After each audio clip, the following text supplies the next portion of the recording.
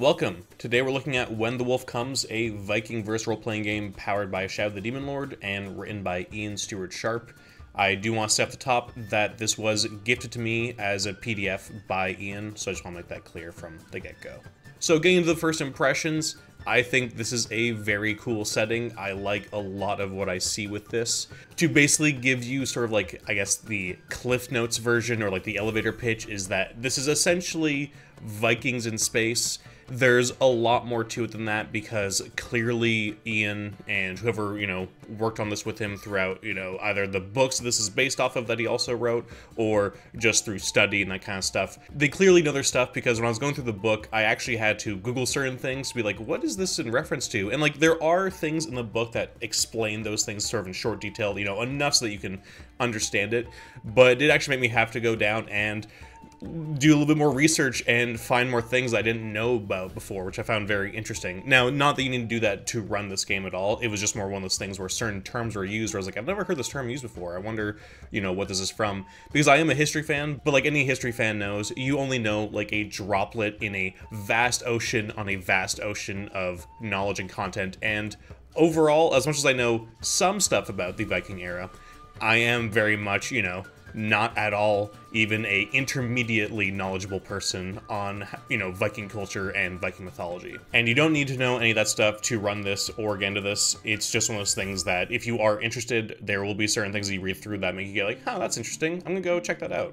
So essentially, this is an alternate timeline, and very interestingly, it's an alternate timeline that doesn't just have like one breakpoint. Like for example, the Fallout universe, there's like the one breakpoint where I believe, was it transistors are developed or something? I can't remember what it was, but there's some technology that we went one way, and basically the way the Fallout universe goes is a different way because of certain technological developments. This is more like a lot of different breakpoints. There wasn't the somewhat slow decline of the Vikings where, they were losing different battles, where Christians were becoming much more influential in a lot of different places and sort of slowly eroding away at a lot of the Norse culture and that sort of thing.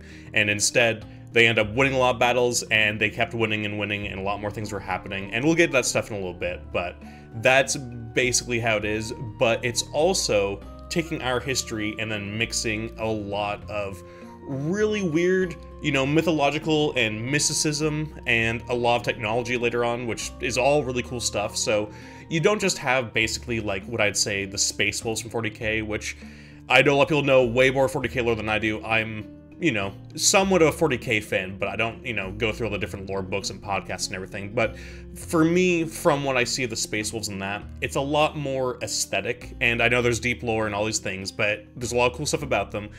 But a lot of it is very much Vikings in space as an aesthetic, and that's kind of where it ends outside of just, the over-the-top aspects of 40k. Whereas this feels very much like if there was a lot more real mythology in our world and that sort of thing. This is not something that could, potentially happen, but it is something that's like, okay, there's a lot of thought put into if, the mysticism and mythology and Ragnarok and the gods and, the world tree and all that sort of stuff, if that was real and, our events went a certain way, how would that look? And I think this does a pretty good job of doing that. So the first thing I want to talk about is the art and layout. I think it's honestly really well done for this game. I think it takes a lot from what Shadow the Demon Lord did, and then I think makes it better in a lot of ways in terms of, really laying stuff out. I found it was really nice that for a lot of the weird terms that are in here, there are references to what those words mean. Usually the block text for that is either at the top of a chapter when, like, you go into one of the lore chapters, or it'll be like a little box text nearby where you can sort of read what it means. As for the art itself, I'm a really big fan of it. I think it works really well for this very intense kind of sci-fi out there sort of setting. It has a very like comic booky look to it, a very graphic novel-y kind of look where there's these really bold and dark blacks that are contrasting a lot of either bright colors or just really working in tandem with a lot of the style that is trying to have this very bold and, like I said, very comic book-like style that I'm a big fan of for this. The cover illustration was done by Jeremy D. Moeller. The interior illustrations were done by Gur Kurdi, Dumalia Pramanik, and Paul Little. The cartographer was done by Keith Curtis, and there's also so many more here with Viking ornaments done by Jonas Lau Markusen, cover, logo, and book design also done by Jeremy D. Mulder, and the layout and graphic design done by Kara Hamilton. So a lot of people worked on this, and there's even more people for all other parts of this for editing and everything else, where this is obviously a labor of love with a very good team helping out Ian Stewart Sharp bring this to life, and I think it really shows that they did a very good job here. I am personally not familiar with the Viking verse, you know, IP, I guess, where I think there's novels. There might also be graphic novels. I'm not really remembering off the top of my head or not, but I do think that this art style really fits for, like I said, sort of not quite grimdark. I think grimdark kind of has bad connotations, and I think this is more, it's definitely dark, and it's definitely for a lot more morbid kind of stuff. There's a lot of themes of colonialism, empire, transhumanism. There's all kinds of different things you can do with this, and we'll get into that in a little bit with the actual kind of campaigns you can run with in this game. But there's a lot of it where it's like, oh, you're covering a lot of both sci-fi and fantasy themes and mix them together in ways that are very interesting. And because the universe is so big, you can ignore some while you go down some other sort of themes, or you can kind of try and incorporate as many as you want. But again, we'll get into that in a little bit. Okay, as for the mechanics themselves, I'm not really going to cover those. I'm going to look at some of the paths just to show some of the cool character art and, you know, just some of the paths that you have here. But I'm going to be fully honest, this is basically just Shadow the Demon Lord, and I don't think that's a problem. I think this basically works as a complete setting book, and I already covered the mechanics of Shadow the Demon Lord in my video, why you should play Shadow the Demon Lord. So if you do want to learn how to play the game somewhat, I don't, you know, go fully in depth. It's not like a tutorial video, but if you do want to get a better idea of how that game works and how basically this game works, then you can just go watch that one, because it does change some stuff, but in general, I think this is pretty much like 90% the same game. I was going through it, sort of just, you know, checking different aspects of it, and the biggest differences really that I can tell are there's different paths, and also basically there's different aesthetic names given to the different mechanics. Like the boons and banes of Shadow the Demon Lord are called wheels and woes in this, and it's like a lot of the stuff acts pretty much the same way. But again, I don't think that as like a bad thing where it's like, oh, this is totally lazy and everything else. It's like, no, I think actually Shadow the Demon Lord fits really well for this, because Shadow the Demon Lord has kind of a bit of like, not quite steampunk, but it definitely goes into, you know, late Renaissance, and then you have either, you know, pure fantasy, medieval fantasy, and then you also have some more technology with guns and other things like that, like early kind of guns and that sort of stuff. And so, in a weird way, this being cyberpunk fantasy, you still have that sort of technological aspect with the fantasy elements, so I think overall it actually does translate pretty well. And I think that works pretty well for this because the paths are different and some of the characters work differently than how they work in Shadow the Demon Lord, but the core rules are the same pretty much, and I think that fits really well for this because I also kind of just like that. I would actually like more games to be like this, where it's like, cool, you have made an entire setting, this book is over 390 pages long, and you have all this lore stuff, you have all this setting stuff, you have all these new paths and all that sort of stuff, where it's like, okay, cool, I have all these things, and I don't need to have to learn a new system. I'm all in. As for the setting itself, I'm also not going to go super duper deep into this because there's a lot here, but at the same time, the reason why I don't think it's actually that necessary to go into it is that if it sounds interesting to you, you're probably just going to like this. It's also that, like, because the world is so big, you are essentially going across like those 9 homeworlds in Norse mythology. Overall, this is not like a deep review, and I think that would be more interesting if, you know, when I run a campaign of this to sort of go over a lot of that sort of stuff, because I'd probably try and incorporate more of that stuff into whatever game I run and get a better idea of how it actually works, you know, for the players, because it could be seen as very overwhelming. But overall, this world is so huge, and it's leaving a lot of blank spaces, and because it's so gigantic and open that you can honestly play this and not worry about the lore too much past just, you know, the kind of premise of the technology and the Norse mythology and all that sort of stuff kind of mixed together. But outside of that, you can probably do what you want with this campaign without too much worry about knowing, you know, the deep lore of the setting. But at the same time, there's also so much here to draw from, and I'll get into that a little bit more when we go over like some of the characters, because you look at some of them and you go, oh, I can already see where this character could fit in a story, or where the GM could take from some of the elements of this character and sort of fit that into the world that I'm doing, that sort of thing. So I'll get into that in a little bit. Right now I want to talk about is how the timeline works in this. So the thing I want to talk about here is the timeline, because I think this is really useful. I think if you're ever going to make any crazy setting with an alternate timeline or different dimensions or whatever, I think having something like this would be really, really useful and nice for both the GM and players. So anybody who's interested in the lore will have this really easy way to know certain things have happened, and also just be able to keep track of what time things are happening. Because one thing in terms of the setting is that they don't use the Christian calendar like we do here in our timeline, because why would they? The Norse took over the world and destroyed the Christians and sort of, you know, have kind of taken over everything. So why would they be using the Gregorian calendar? One thing I really like about this timeline too is that there's not just one point of divergence, there's a multiple throughout that really shows, like, okay, why things went so crazily outside of just, you know, the weird mythological aspects and mystical aspects that, you know, obviously we don't have in our world.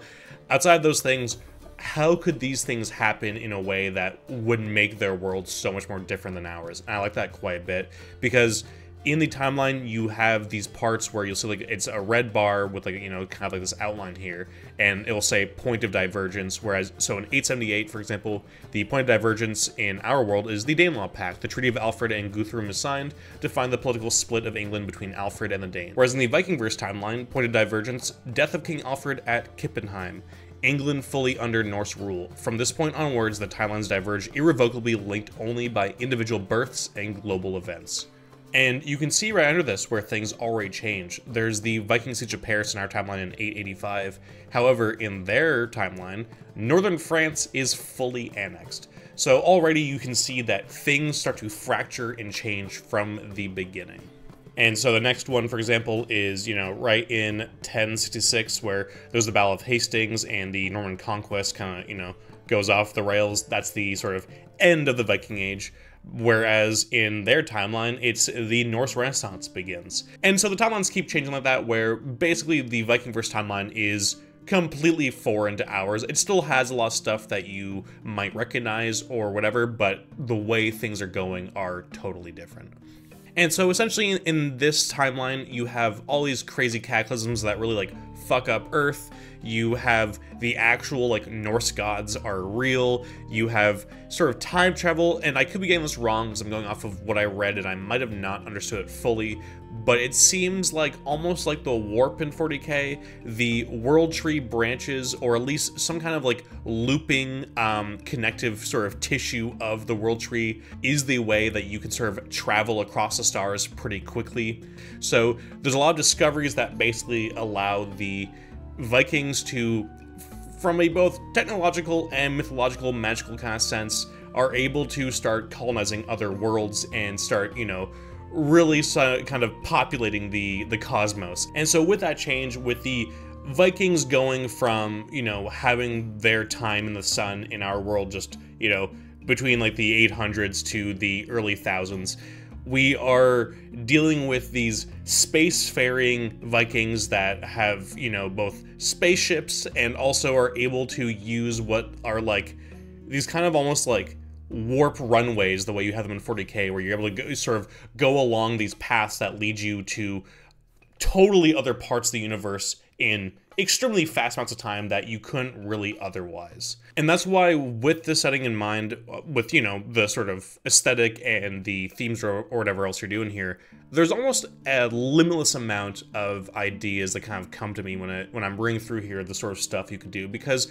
you could do a lot of classic Viking stuff. You could literally just be space Vikings who go around, you know, attacking different merchants, or, you know, living the free kind of pirate life if you want to do that. You could also have stories about, you know, colonialism and empire. You could even have more cyberpunk themes like transhumanism, because there's all kinds of really horrifying, you know, modern horrors that you'll find here.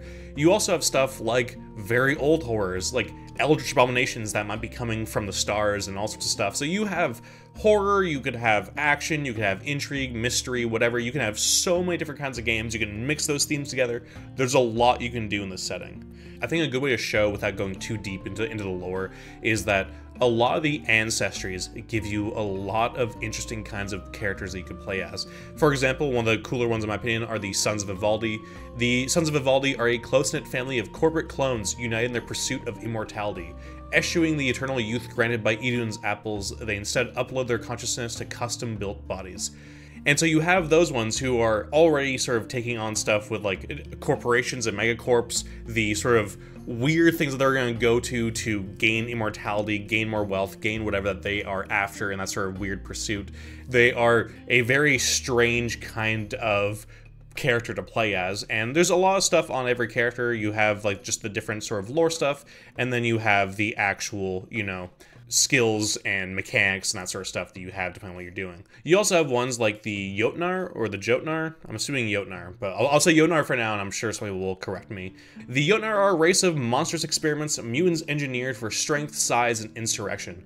Born of desperation and struggle and cast as avenging angels in a war for the heavens, they remain locked in a bitter fight for freedom and survival. So you have those characters like the Sons of Evaldi who are very much that other coin of cyberpunk, and then you have the ones like this who are downtrodden, experimented on, just these horrible, poor creatures that have had really terrible things done to them, and there's a different horror there completely. And, you know, they have to deal with like discrimination and deal with all kinds of things that I just love the amount of differences you have here with these kinds of characters. You also have ones like Waynes, which are a much more sort of, I think, classical fantasy kind of character, which are Waynes are an archaic offshoot of mankind, also known as the Tree-Touched or Alfkin.